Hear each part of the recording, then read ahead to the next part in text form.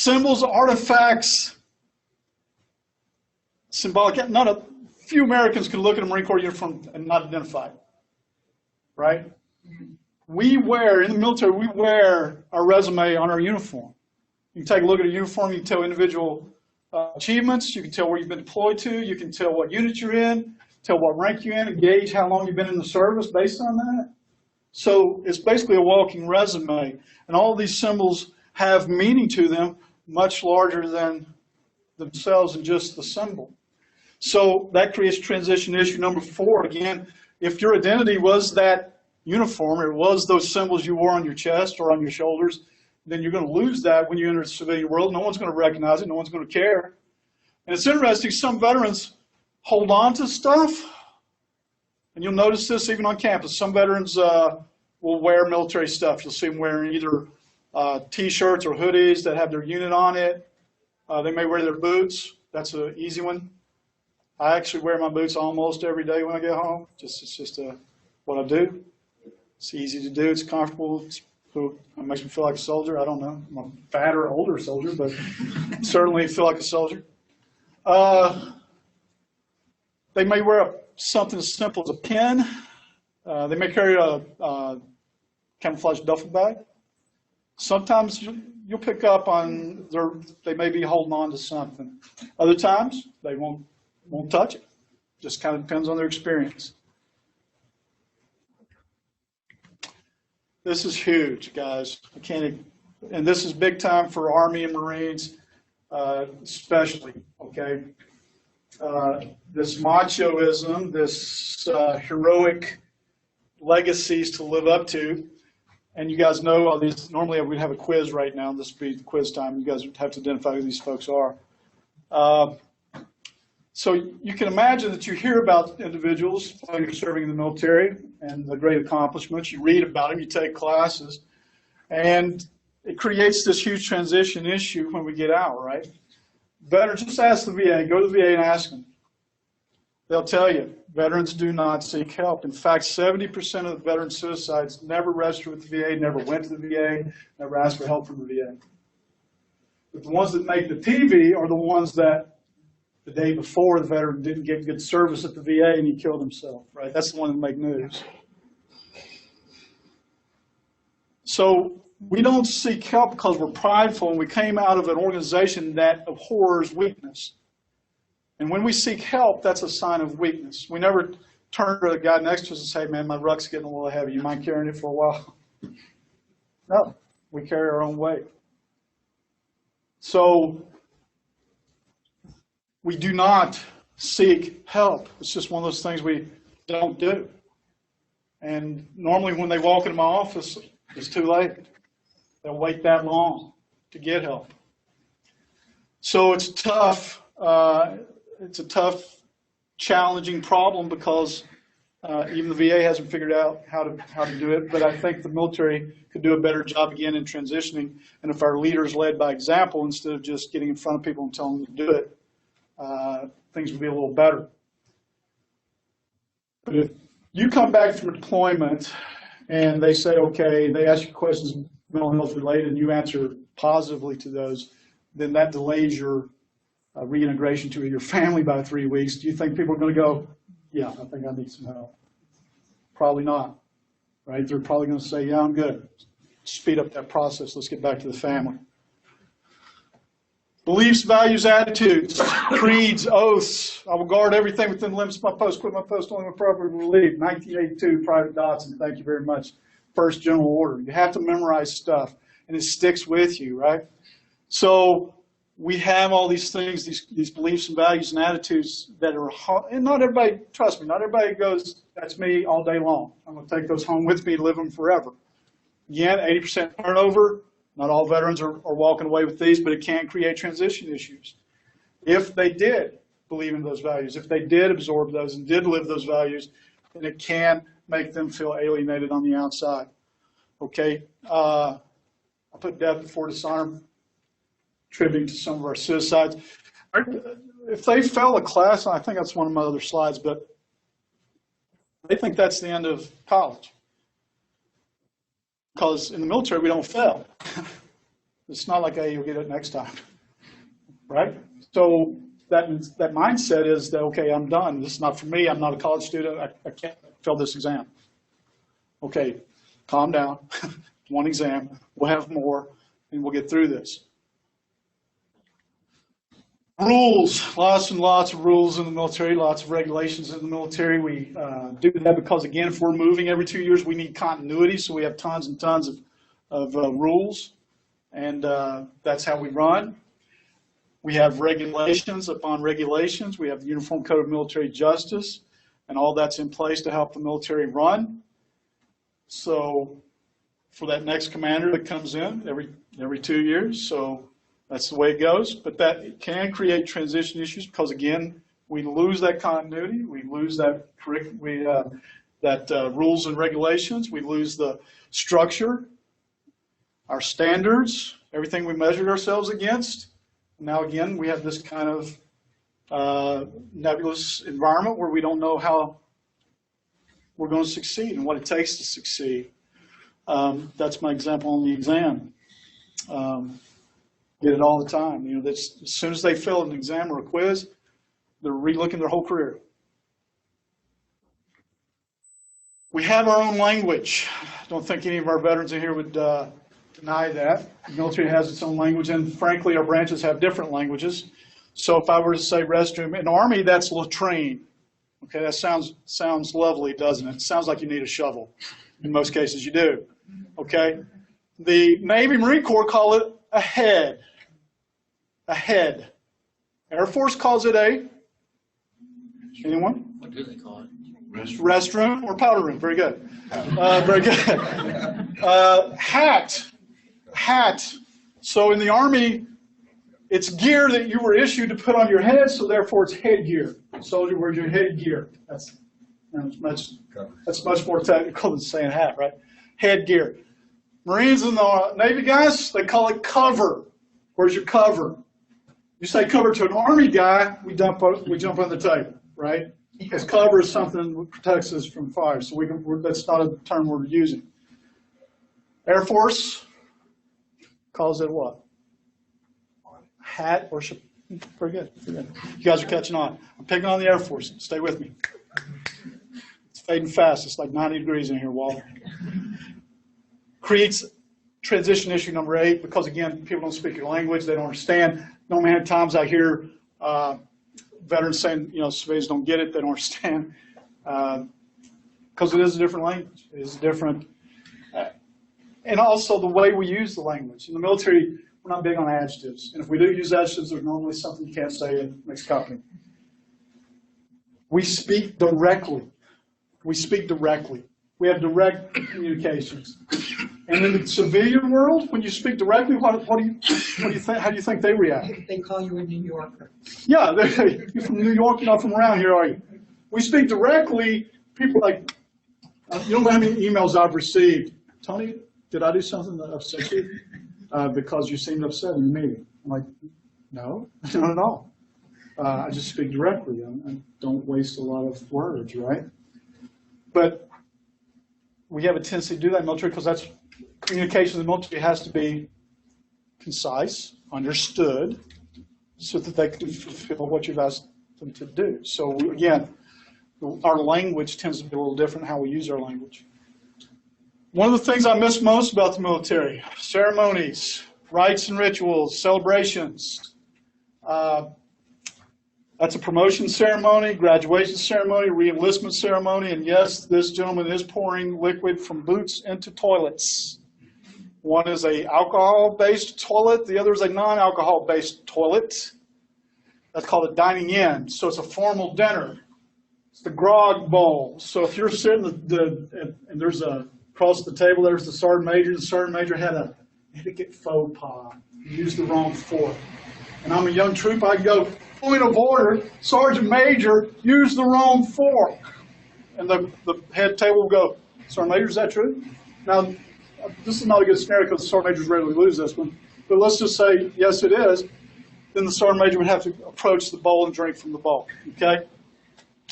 That guy's not poking her with the sword, he's actually smacking her with a saber. Okay, that's at a military wedding. Again, a ritual to welcome them to the military.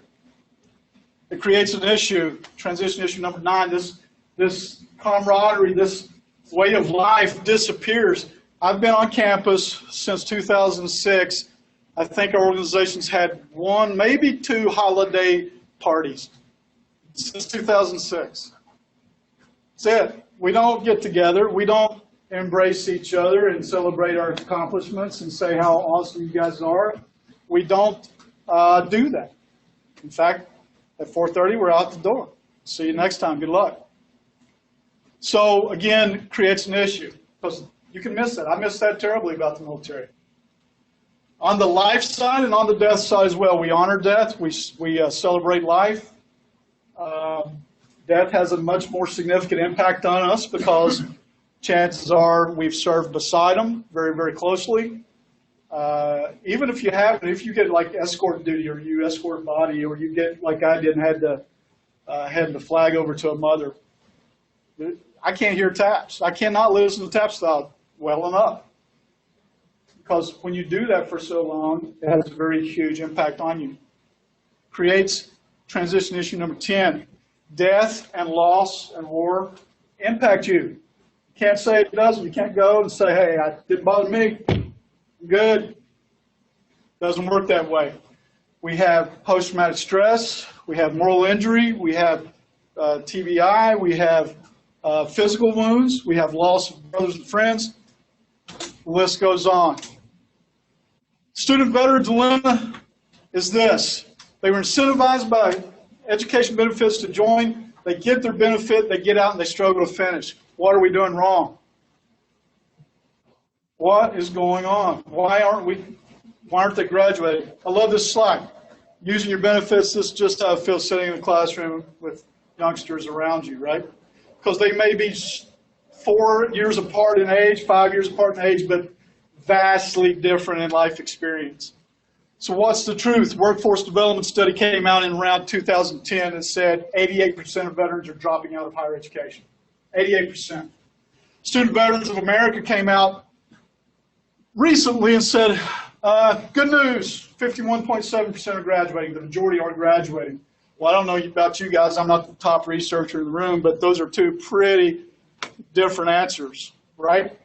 Problem is the Student Veterans of America were the first to say that 88% was wrong, and they said, we're going to research it to prove you're wrong.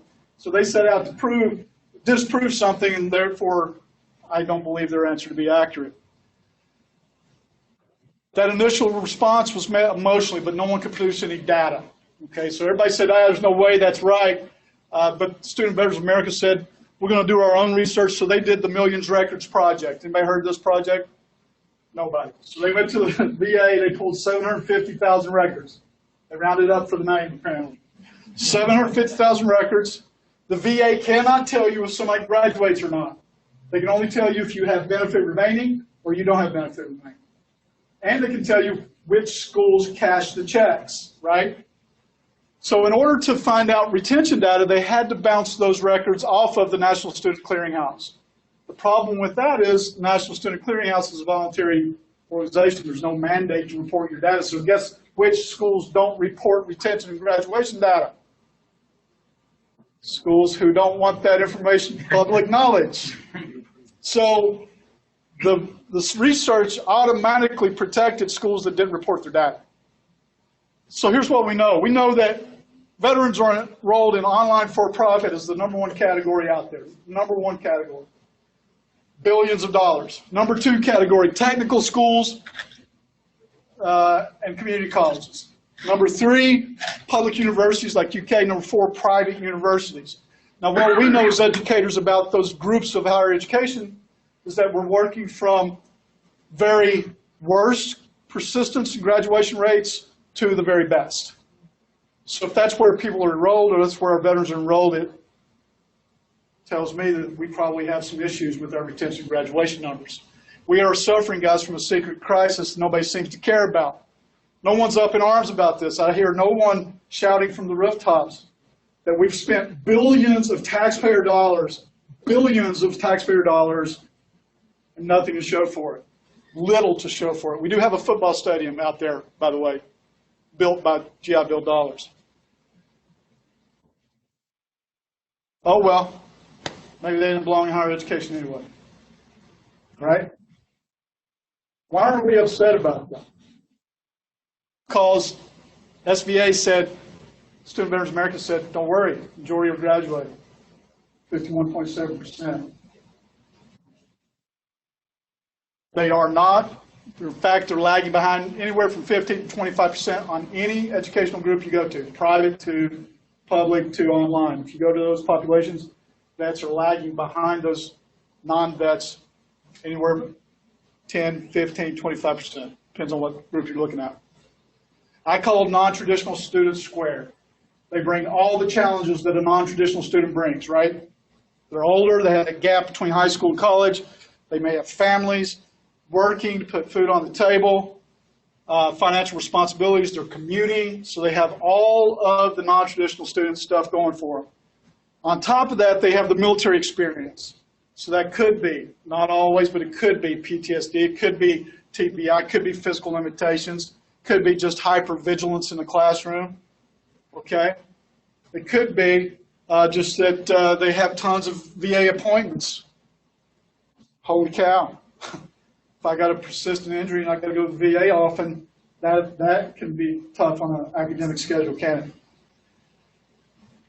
They're the only demographic that I'm aware of that is impacted by professors' personal politics. If you walk into a chemistry class and the professor rants about the war in Iraq or the war in Afghanistan, or has a public statement about the military, how do you think that student feels? It's going to feel. I've had students walk out of those classrooms. I've had students drop those classes. I had a recent drop from a kid who was in a computer design class. The professor said, if Trump wins the election, you're going to go to war with China. If you go to war with China, you're going to lose. The student said, I don't think that's going to be the outcome. The professor said, how do you know? He goes, well, I'm a student veteran. He goes, oh, so you served in Iraq? Yes, sir, I did. Oh, well, how many people did you kill for Bush? Wow. Say it isn't so. It happens. See why we're having this training? See why you're here?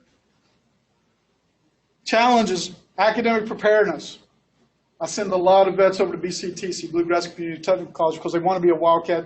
But guess what? They left high school. They might have joined, like I did, they might have joined as a junior when they were in high school, so that meant their senior year, they might have not focused on going to college. They might have said, you know what, I know what I'm doing after high school, so I'm not going to stress out too much about it. So their ACT score might not be as awesome as they'd hoped. Their final grades for the senior year might not be as awesome as they'd hoped. So what I'll get is the phone calls, hey, I want to be a Wildcat, I want to come to UK. I'm like, great, let's talk about it. So we start talking about that high school experience. I didn't do so good in high school. Okay, but I'm different now. The Marines changed me. I'm like, I have no doubt they did. In fact, I got good money that says they changed you. But I also sure you probably didn't knock out a lot of algebra or writing essays during your time. So let's get you prepared academically, because you're not doing them any favors by just letting them in because you want to be veteran friendly. In fact, you're setting them up for academic failure. So we want to make sure they're successful in college. We've talked about most of those already, transition issues, academic preparedness. I just spoke to that. Military credit. This is where the American Council on Education reviews their military training and recommends academic credit. The reality of military credit is very little of it has a direct translation to academic credit. UK has the best policy that I'm aware of, and that is that we will use whatever credit that is useful to you. If it will get you any closer to your degree, we'll grant it to you. If it doesn't, then we're not going to put it on there. We've talked about the transition issues. The assimilation fact, most veterans aren't looking to assimilate. That's not their objective or their goal. They don't want to assimilate. They don't want to be an 18-year-old again. They just want to get their degree and move on. So it's important that we have somewhere that they can talk to other folks their own age, their own interests, perhaps their own backgrounds, because they progress differently. And the things that encourage them to stay in college are different. So they're going to get more out of a one-on-one with a professor, for example, for 5 to 10 minutes than they're going to get out of 350 college organizations out there that students can participate in. We've talked about this one. Very stubborn, very prideful, very challenging to get them to seek help. I tried my very best to shatter that preconceived notion and make them know that they can come get help anytime they need it. They can call me anytime they need help. I'll tell you the story about the math tutor. This should ring true. It should help you understand this. So I asked my veterans, what do you guys need? What can I do for you? They said, we need a math tutor. I'm like, excellent. So I got them a math tutor, right? Problem solved, right? I'll let everybody know, hey, I got a math tutor. I'm a genius, right? I solved their problem. Next thing you know, I'm asking, hey, how's it going? I'm asking the math tutor, are you busy? Are they wearing you out? He goes, I haven't heard from anybody. I'm like, what? Not a call. You haven't received a single call. So I'm like, okay, I'll tell you what. I'll take you around and introduce you. I'll take you to my classes, introduce you to my classes. So I take him around. He puts his contact information on the board. I see him all writing it down. Next time I see him on the case, so how's business is picked up, I guess, right? He goes, I think I had one guy call. I'm like, what? Are you kidding me? I said, okay, I'll tell you what. You just stay here, hang out in the Veterans Center, and do math. I'll pay you regardless if you're tutoring or not. Guess what? Every day you can go over there and find a group of folks around the math tutor. You know why?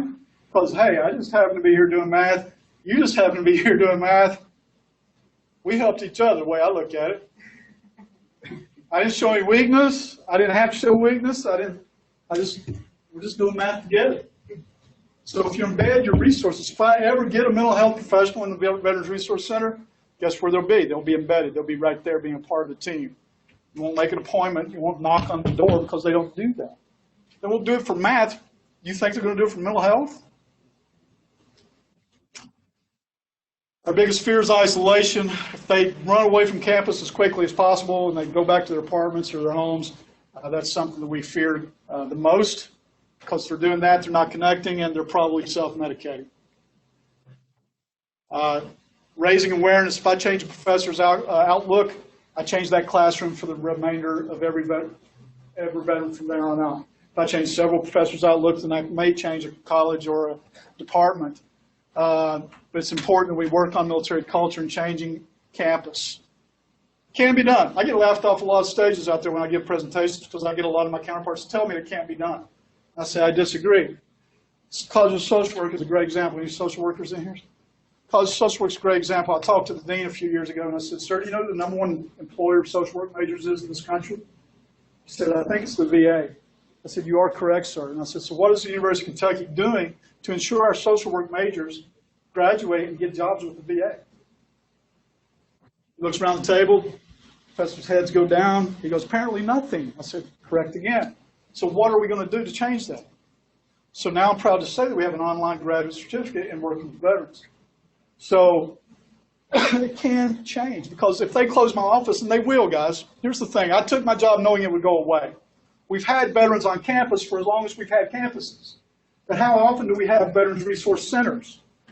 Resource centers exist normally based on how much money the veteran has in his pocket. Period. That's harsh reality. Harsh reality. So higher education's interest in veterans ebbs and flows. In the 80s, when I was a student veteran, nobody cared, right? Nothing going on. My pockets weren't bursting with GI Bill benefits, so it wasn't a big deal. So this too shall pass. When the GI Bill as we know it today dries up and changes, higher education's interest will go away.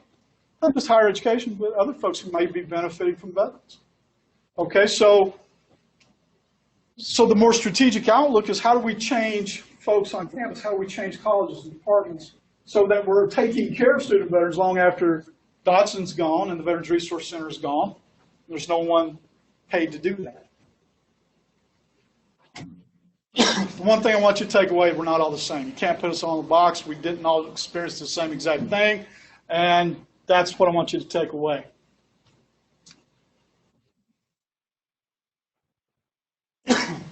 Let them steer the conversation. Don't ask them if they killed somebody, please. Just a bad question overall. If they did, they probably don't want to talk about it. If they didn't, are they less a veteran because of that? So it's just a bad question. Don't go that direction. Know your resources. That's myself, my buddy Duke at Disabilities Resource Center. You might be a veteran if your kids know how to do push-ups before they know how to walk. You might be a veteran. You might be a veteran if you have a tendency to smell your mail before you open your mail. You might be a veteran. You might be a veteran if you can eat any entree in under 3 minutes. You might be a veteran. You might be a veteran if you can sleep anywhere, to include standing up. You might be a veteran. You might be a veteran if you feel the urge to get a haircut more often than most folks. This is called a gig line. If you check your gig line before you leave the restroom, you might be a veteran. Is everything lined up? Yes, good to go. You might be a veteran if you only walk on grass when you're pushing a lawnmower, because we don't walk on grass. We cut it, we manicure it, it looks beautiful, but we don't walk on it. That's what we don't do.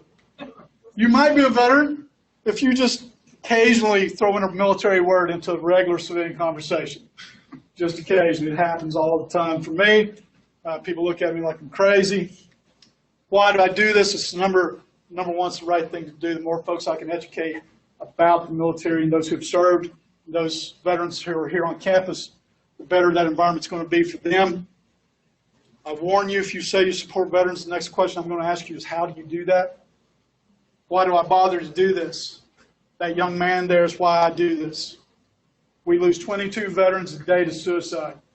That number 22, I think, is low, because that number does not include accidental overdoses, does not include single vehicular accidents, does not include death by cop.